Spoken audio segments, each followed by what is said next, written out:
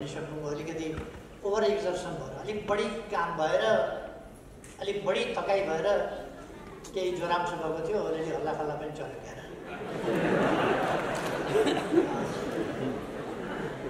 अनि कतिसम्म बिरामी भएको हो भन्ने कुरा तस्बिर आफै बोल्छ भने जस्तै हाम्रा भान्साका बिरालाहरू शेरबहादुर देउवाको हाम्रा घरका बिरालाहरू शेरबहादुर देउवाका भान्सामा देखिन्छन् नि त्यस्ता होइन दुध र भात खान पाइन्छ भनेर प्रतिवेदन भनेर एउटा खेल निकालेको छ त्यो उनको जिम्मा नै के हो भने एमालेको बदनाम एमालेलाई बदनाम गर्नु एमालेलाई कमजोर पार्नु एमालेको चरित्र हत्या गर्नु एमाले प्रति जनतामा वितृष्णा पैदा गर्न खोज्नु उनी यस रूपमा किन आए किन यति साह्रो कम्युनिस्ट विरोधी भयो भने कम्युनिस्ट भनेको सुन्नै नहुने किन भयो समाजवादी यति साह्रो लाज शरम पचेको मान्छे माधव नेपाल जस्तो मान्छे जिन्दगीमा बाटो अरू पार्टी कोही छान्न लागेको छ र छान्न लागेकै छैन त किन छान्न जनतालाई बताउनु पर्यो रानी पोखरी बनाउन लाग्यो ताला लाग्न जान्छ बल्ल मुस्किलले बनाएको होइन रानी पोखरी बनाउन लगायो ताला लाउन जान्छ धरारा बनाउन लाग्यो झिल्के धरारा चाहिँदैन अरे त्यो कालो पोतेको धरारा बनाउनु अनि कस्तो धरारा चाहिन्छ धरारा भनेको त गौरवको कुरा हो चिटिकै परेको हुन्छ बत्ती बलेको हुन्छ मनोरम हुन्छ त्यसलाई अझ हामीले पार्क सहितको गार्डन सहितको तला मुनितिर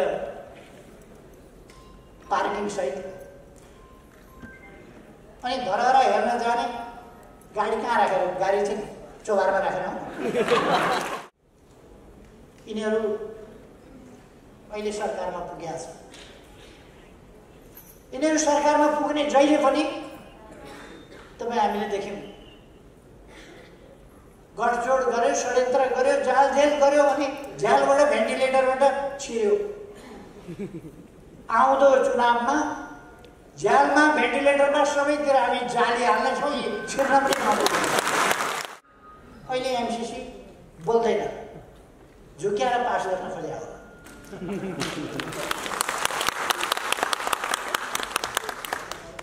बोल्दैन के गर्ने हो भन्दैन जनताका अगाडि यिनीहरूले गरेको एमसिसी अहिले के भन्छन् त भन्नु पर्दैन शेरबहादुर देउवाजीले भन्नु पर्दैन एमसिसी के गर्ने अनि प्रचण्डजीले बोल्नु पर्दैन एमसिसी के गर्ने हिजो साइन गर्नुभएको थियो त के गर्ने एमसिसी उहाँहरू चुपचाप बाटो अरू पार्टी कोही छान्न लागेको छ र छान्न लागेकै छैन त किन छान्न जनतालाई बताउनु पर्यो रानी पोखरी बनाउन लाग्यो ताला लाग्न जान्छ बल्ल मुस्किलले बनाएको होइन रानी पोखरी बनाउन लगायो ताला लाउन जान्छ धरारा बनाउन लाग्यो झिल्के धरारा चाहिँदैन अरे त्यो कालो पोतेको धरारा बनाउनु अनि कस्तो धरारा चाहिन्छ धरारा भनेको त गौरवको कुरा हो चिटिकै परेको हुन्छ बत्ती बलेको हुन्छ मनोरम हुन्छ त्यसलाई अझ हामीले पार्क सहितको गार्डन सहितको तला मुनितिर पार्किङ सहित अनि धरारा हेर्न जाने गाडी कहाँ राखेर गाडी चाहिँ चौबारमा राखेर जनताको जीवनस्तर उठाउन सक्छौँ यसलाई स्वस्थ राख्न सक्छौँ हाम्रो जिल्ला हाम्रो वडा हाम्रो नगर हाम्रो महानगर हाम्रा पालिकाहरू हाम्रा प्रदेश र हाम्रो देश हामीले बनाउन सक्छौँ हामी स्वच्छ राख्न सक्छौँ सफा राख्न सक्छौँ सुन्दर बनाउन सक्छौँ विकसित गर्न सक्छौँ आधुनिक बनाउन सक्छौँ आजको आधुनिक विज्ञान प्रविधिको प्रयोगले युक्त बनाउन सक्छौँ र आधुनिक एउटा सभ्य समाज निर्माण गर्न सक्छौँ त्यो आत्मविश्वास हामीमा हो त्यसै कारण हामीले यी 3 वर्षमा आज नेपाल एक ढङ्गले भन्ने हो भने विकसित दुनियाँको दाँजोमा आइटीको प्रयोग गर्ने स्थितिमा पुगेको छ। अहिले एमसीसी बोल्दैन, झुक्याएर पास गर्न खोजेको हो।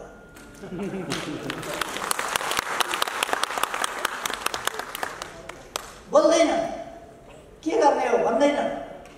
जनताका अगाडि यिनीहरूले गरेको एमसीसी अहिले के भन्छन् त भन्नु पर्दैन। शेरबहादुर देउवाजीले भन्नु पर्दैन एमसीसी के गर्ने। अनि प्रचण्डजीले बोल्नु पर्दैन एमसीसी के गर्ने। हिजो साइन गर्नुभएको थियो त, के गर्ने एमसीसी। उहाँहरू चुपचाप। यिनीहरू अहिले सरकारमा पुगेका छन्। यिनीहरू सरकारमा पुग्ने जहिले पनि तपाईँ हामीले देख्यौँ, गठजोड गर्यो, षड्यन्त्र गर्यो, जालझेल गर्यो, अनि झ्यालबाट भेन्टिलेटरबाट छिर्यो। आउँदो चुनावमा झ्यालमा भेन्टिलेटरमा सबैतिर हामी जाली हाल्नेछौँ, छिर्न पनि नहुँदैन। साथीहरू, दाजुभाइ दिदीबहिनीहरू, सञ्चारकर्मी मित्रहरू, स्वयंसेवक साथीहरू लगायत सबै उपस्थित महानुभाव साथीहरूले अघि भनिसक्नुभयो, अलिकति ओभर एक्जर्सन भएर, अलिक बढी काम भएर, अलिक बढी थकाइ भएर केही ज्वराम्सो भएको थियो, अलिअलि हल्लाखल्ला पनि चल्यो क्या।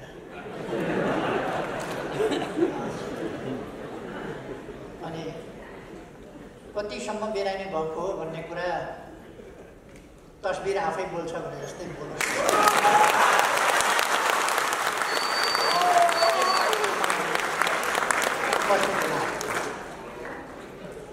सबभन्दा पहिले त म यस कार्यक्रमको भव्य सफलताको निम्ति हार्दिक शुभकामना भन्न चाहन्छु।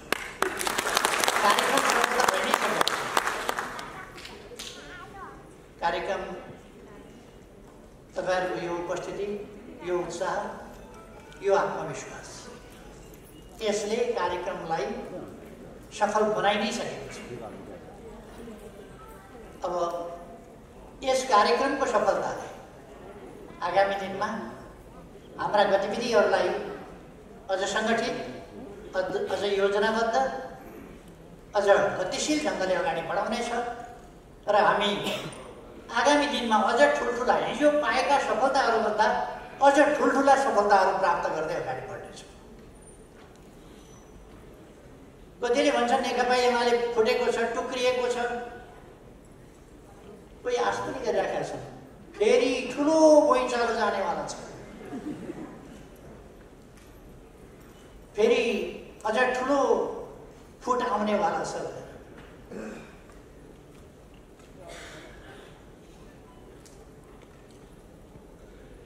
अहिले पनि पार्टी, म कमरेडहरूलाई भन्न चाहन्छु, अहिले पनि पार्टी वास्तवमा फुटेको होइन। केही बिग्रिएका तत्त्वहरू धेरै वर्ष अगाडिदेखि बिग्रिएका थिए। जहिले पनि पार्टीमा झमेला, जहिले पनि समस्या, त्यस्ता तत्त्वहरू केही गएका हुन् जसलाई चोइदिएको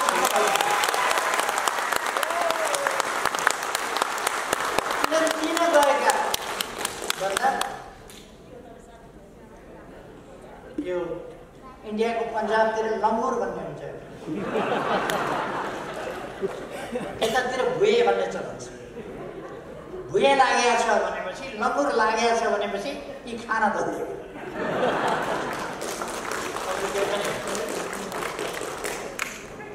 अहिलेको सरकार भनेको यही लम्बुरमा दौड्नेवालाहरूको सरकार हो। यिनको उद्देश्य के छ? एउटाले एक खालको कुरा गर्छ, अर्काले अर्को खालको कुरा गर्छ, अर्काले अर्को खालको कुरा गर्छ, अर्काले अर्को खालको कुरा गर्छ। तपाईँहरूले देख्नुभएको छ यिनीहरूका विचार मिल्छन्, आदर्श मिल्छ, उद्देश्य मिल्छ, के मिल्छ? केही पनि छैन यिनीहरूको के मिल्नु के नमिल्नु। केही पनि मिल्ने नमिल्ने भन्ने कुरै छैन, यिनीहरू खानाका लागि। अनि कुनै विचारको भिन्नता यिनीहरूले पार्टीभित्र हुँदा वैचारिक मतभेद राख्न सके हाम्रो पार्टीबाट अलग भएका मान्छेहरूले वैचारिक मतभेद पनि राख्न सके, कहिले पनि केही पनि वैचारिक मतभेद छैन। कुनै अरू विषयहरूमा, नीतिका विषयमा केहीमा मतभेद छ, त्यसमा पनि मतभेद छैन। खाली स्वार्थको लडाइँ, मलाई यो पुगेन त्यो पुगेन। दुनियाँले हजारौँले ज्यान दिएर यो अवस्था ल्याइएको छ। हजारौँ जेल बसेर, हजारौँ अङ्गभङ्ग भएर, हजारौँ घाइते भएर, हजारौँका परिवार विचल्ली भएर यो अवस्था ल्याइएको छ। केहीलाई मलाई भाग पुगेन, मैले खान पाइनँ भनेको छ सधैँ रडाको, सधैँ रडाको। एउटै मान्छेलाई सधैँ त्यो पनि ढङ्गसँग चलायो त्यो सुन्दा पनि बेइज्जत गरेको छ, सुन्दा पनि बेइज्जत हुने। कहिले सामन्ती राजाका वरिपरि परिक्रमा गरेर पाउमा लगेर दाम चढाएर सुन्दै लाग्दैन। प्रधानमन्त्री हुन पाइन्छ कि भनेपछि त लगेर वरिपरि परिक्रमा गरेर दाम चढाएर पनि कहिले हुलाकबाट निवेदन पठाए जस्तो पत्र मञ्जुषामा प्रधानमन्त्री हुन पाऊँ भन्ने निवेदन पनि हालेको छ। त्यस्ता अनेक तमासा पार्टी कहाँ पुर्याएको छ भन्दा 240 ठाउँमा लड्दा 33 सिट बल्ल आएको छ। आफै अब मैले पार्टी चलाउन सक्दिनँ भनेर, मैले मुखै देखाएर हिँड्न नसक्ने भयो भनेर आफैले राजीनामा गरेर हिँडेको छ। अनि मौका मिल्दा एउटा बुद्धिस्ट सङ्गठनको अध्यक्ष पनि भन्न सक्छ। दक्षिणा प्राप्त हुन्छ भने दक्षिणा के मतभेद छ? त्यस्ता केही तत्त्वहरू अलगिएका छन्। म साथीहरूलाई भन्न चाहन्छु, तपाईँहरू उच्च मनोबलका साथ अगाडि बढ्नुहोस्। यो पार्टी वैज्ञानिक आदर्शवादी, आदर्श दर्शन, वैज्ञानिक दर्शन, मानवतावादी दर्शन, समाजवादी दर्शन,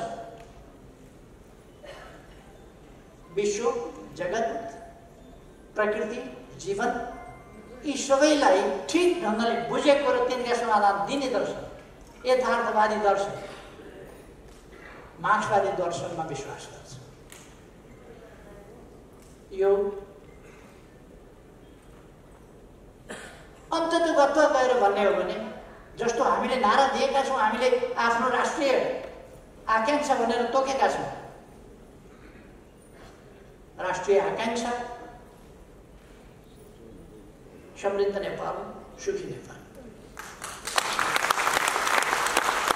हामी त्यस उद्देश्यतर्फ, त्यस गन्तव्यतर्फ अगाडि बढिरहेका छौँ। समृद्ध नेपाल बनाउने र सम्पूर्ण नेपाली जनतालाई सुखी बनाउने। एक दिनको कुरा होइन यो, निकै धेरै प्रयास गर्नुपर्दछ हामीले। पहिलो कुरा त हामी गर्न सक्छौँ भन्ने हाम्रो मनोबल, हाम्रो आत्मविश्वास हामीले जगाउनु पर्दछ। त्यो आज म खुसी व्यक्त गर्न चाहन्छु। नेपालमा आज त्यो नेपाली जनतामा त्यो पलाएको छ आत्मविश्वास। हामी गर्न सक्छौँ, हाम्रो देशलाई समृद्ध बनाउन सक्छौँ। हाम्रो काठमाडौँ महानगरपालिका हामी सुन्दर बनाउन सक्छौँ र यहाँका जनताको जीवनस्तर उठाउन सक्छौँ, यसलाई स्वस्थ राख्न सक्छौँ।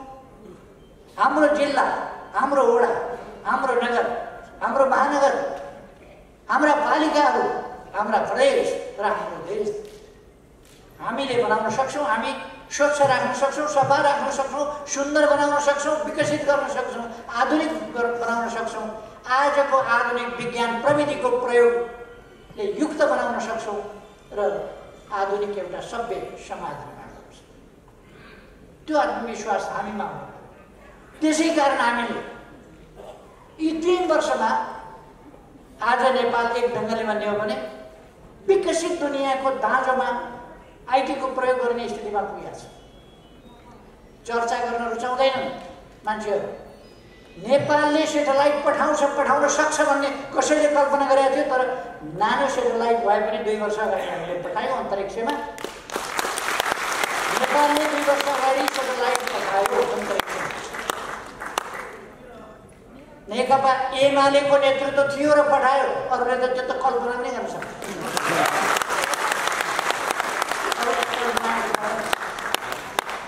अब हामी सेटेलाइट पठाउने तयारी गरिराखेका छौँ। परमाणु सेटेलाइट तयारी गरिराखेका छौँ।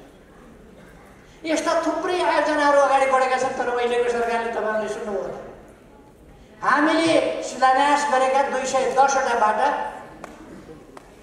त्यो निर्माण कार्य रद्द गर्यो, ठेक्कापट्टा नगर्नु रद्द गर्यो, सबै रोक्नु भन्ने आदेश दियो।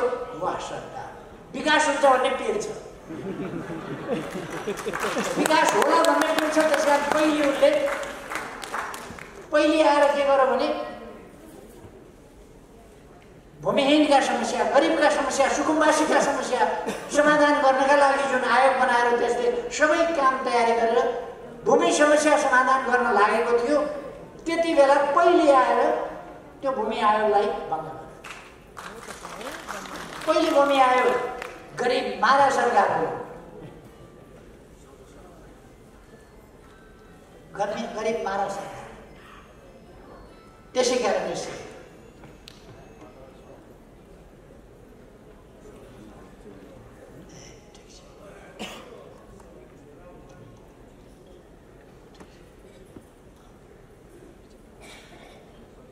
त्यहाँबाट सुरु गरौँ। पहिले गरिबमाथि बन्छ चलाएर यसको कार्यारम्भ भयो। यसले काम कसरी सुरु गर्यो भन्दा त्यस्तै। त्यसपछि विकास निर्माणका काम एकपछि अर्को भत्काउन थाल्यो। तपाईँहरू नहुने हो भने भक्तपुरमा राति क्रेन लगेर दरबारको घाँटी के अरे त्यो मूर्तिको घाँटी मर्काएका थिए नि एकपल्ट। धराइरहेको पनि त्यसै गरेर क्रेन ल्याएर तपाईँहरू नहुने हो भने घाँटी मर्काउन छैन।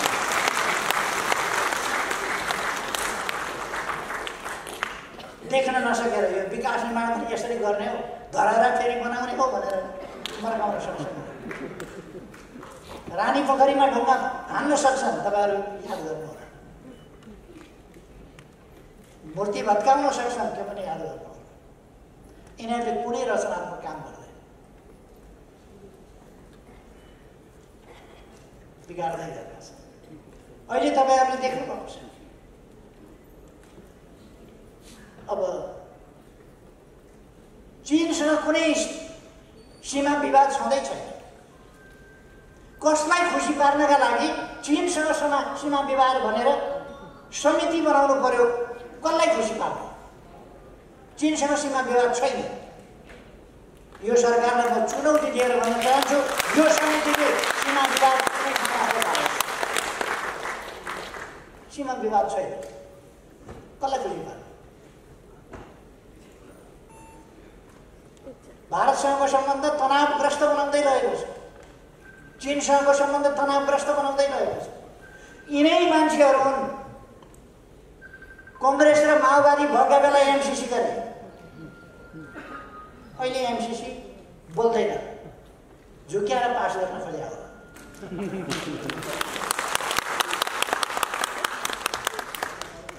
बोल्दैन, के गर्ने हो भन्दैन। जनताका अगाडि यिनीहरूले गरेको एमसीसी अहिले के भन्छन् त भन्नु पर्दैन? शेरबहादुर देउवाजीले भन्नु पर्दैन एमसीसी के गर्ने? अनि प्रचण्डजीले बोल्नु पर्दैन एमसीसी के गर्ने? हिजो साइन गर्नुभएको थियो त, के गर्ने एमसीसी? उहाँहरू चुपचाप हुनुहुन्छ। अनि यस्ता अनगिन्ती कुराहरू गोप्य राखेर नेपाली जनतालाई छकाएर विकास निर्माणलाई रोकेर विकासको गतिलाई रोकेर आतंक फिजाएको छ कर्मचारी तन्त्रभित्र। उनलाई निकालेको छ, उनलाई हटाएको छ, उनलाई स्पष्टीकरण सोधेको छ, उनलाई सरुवा गरेको छ, उसलाई अनेक प्रकारका दुःख दिएको छ। त्यस्तो यो त के भने कसैलाई पनि सुख नदिने, सुख दिने पनि 2-4 जना होला यसका भएको छ। तर आम जनतालाई, कर्मचारीलाई पनि यिनीहरूले दुःख दिएका छन्, जनतालाई पनि दुःख दिएका छन्, गरिबलाई पनि दुःख दिएका छन्, सुकुम्बासीलाई दुःख दिएका छन्, भूमिहीनलाई दुःख दिएका छन्। प्रधानमन्त्री स्वरोजगार कार्यक्रममा 17 अरब खर्च भयो अरे, काम 5% मात्रै सकियो। अनि छुट्याएको होला, कति अरब छ मलाई याद भएन, छुट्याएको होला। अहिले उनीहरूले बजेट रोकेका छ, अनि बजेट रोकेको छ, बजेट रोक्ने अनि काम 5% मात्रै भयो भने उनीहरू युवाहरूले रोजगारी पाएकोमा, ब्याङ्कबाट सहुलियत दरमा लोन पाएकोमा, अथवा सर्टिफिकेट राखेर ऋण पाएकोमा, अथवा स्टार्टअपका लागि सस्तो दरमा लोन पाएकोमा यिनीहरू अत्यन्त चिन्तित छ। उनीहरूका मान्छेले मात्रै पाउनुपर्छ। खैर, यिनीहरू अहिले सरकारमा पुगेका छन्। यिनीहरू सरकारमा पुग्ने जहिले पनि तपाईँ हामीले देख्यौँ, गठजोड गर्यो, षड्यन्त्र गर्यो, जालझेल गर्यो, अनि झ्यालबाट भेन्टिलेटरबाट छिर्यो। आउँदो चुनावमा झ्यालमा भेन्टिलेटरमा सबैतिर हामी जाली हाल्नेछौँ, छिर्न पनि नहुँदैन।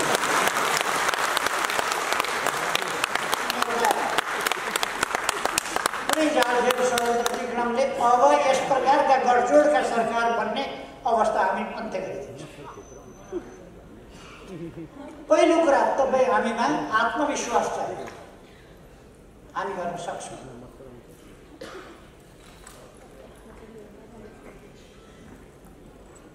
त्यसो भएर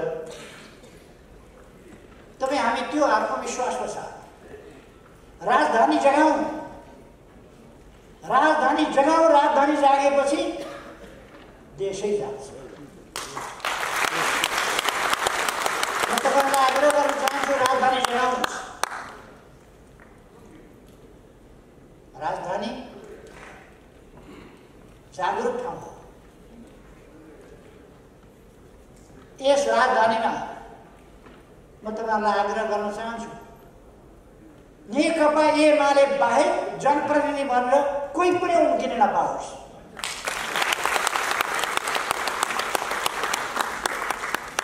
महानगरपालिकाबाट अरू पार्टी कोही छान्न लागेको छ र? छान्न लागेकै छैन त किन छान्ने? जनतालाई बताउनु पर्यो। रानी पोखरी बनाउन लाग्यो, ताला लाउन जान्छ, बल्ल मुस्किलले बनाएको होइन। रानी पोखरी बनाउन लगायो, ताला लाउन जान्छ। धरहरा बनाउन लाग्यो, झिल्के धरहरा चाहिँदैन अरे, त्यो कालो पोतेको धरहरा बनाउनु। अनि कस्तो धरहरा चाहिन्छ? धरहरा भनेको त गौरवको कुरा हो, चिटिकै परेको हुन्छ, बत्ती बलेको हुन्छ, मनोरम हुन्छ। त्यसलाई अझ हामीले पार्क सहितको, गार्डन सहितको, तला मुनितिर पार्किङ सहित, अनि धरहरा हेर्न जाने गाडी कहाँ राखेर? गाडी चाहिँ चौबारमा राखेर पार्किङ बनाउनु पऱ्यो। अनि झिल्के धरहरा चाहिँदैन। त्यसर्थ हामीले हाम्रा ऐतिहासिकतालाई, मैले भन्दाखेरि पनि भनेको छु, इतिहास झल्किने, आधुनिकता टल्किने। हाम्रो काठमाडौँ, हाम्रा सहरहरू, हाम्रा विभिन्न ऐतिहासिक सहरहरू, हाम्रा परम्पराहरू, हाम्रा इतिहासहरू झल्किने हुनुपर्दछ। इतिहास मात्रै झल्किएर पुराना भग्नावशेष जस्तो मात्रै होइन, त्यहाँ आधुनिकता पनि टल्किने गर्दछ। र हामीले हाम्रा पुराना तरिका पनि छन्, नयाँ प्रविधि पनि प्रयोग गर्नुपर्दछ, मिसाउनुपर्दछ। राजधानी ब्याकवर्ड होइन, एडभान्स हुनुपर्दछ, फरवर्ड हुनुपर्दछ। राजधानी शिक्षाको क्षेत्रमा, स्वास्थ्यको क्षेत्रमा, जागरणको क्षेत्रमा, राजनीतिको क्षेत्रमा काठमाडौँमा मेयर कुन पार्टीको छ भन्दाखेरि अरू पार्टीको भन्न सुन्छ एमाले भाइ।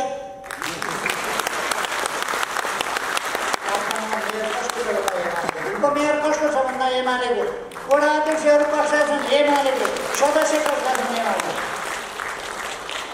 प्रदेश सभा सदस्य कसका छन् एमालेका। त्यस्ता होइन, बिकाउ माल होइन। अहिले हाम्रा भान्साका बिरालाहरू शेरबहादुर देउवाको, हाम्रा घरका बिरालाहरू शेरबहादुर देउवाका भान्सामा देखिन्छन् नि। त्यस्ता होइन। दुध र भात खान पाइन्छ भनेर ल्याउनु पर्दैन।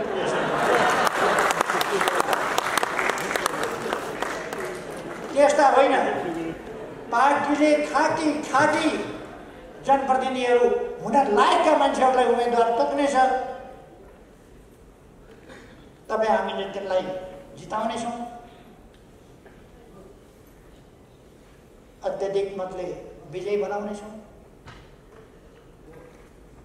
यसै गरी देशभरि त्यो हैसियत कायम गरेर अगाडि बढ्नेछौँ।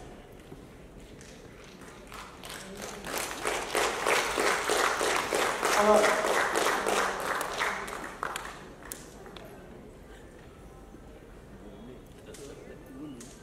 माधव नेपालले प्रतिवेदन भनेर एउटा खेल निकालेको छ। त्यो उनको जिम्मा नै के हो भने एमालेको बदनाम, एमालेलाई बदनाम गर्नु, एमालेलाई कमजोर पार्नु, एमालेको चरित्र हत्या गर्नु, एमाले प्रति जनतामा वितृष्णा पैदा गर्न खोज्नु। उनी यस रूपमा किन आए? किन यति साह्रो कम्युनिस्ट विरोधी भयो भने? कम्युनिस्ट भनेको सुन्नै नहुने किन भए? समाजवादी।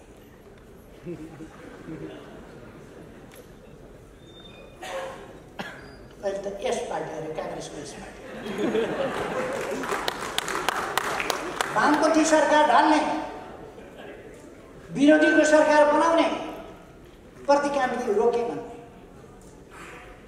वामपन्थी सरकार ढालेर देशको विकासको नेतृत्व गरिरहेको, अभियान चलाइरहेको सरकार ढालेर अनि दक्षिणपन्थी सरकार बनाउने अनि क्रान्तिका कुरा गर्ने। मैले यति साह्रो लाज शरम पचेको मान्छे माधव नेपाल जस्तो मान्छे जिन्दगीमा छैन।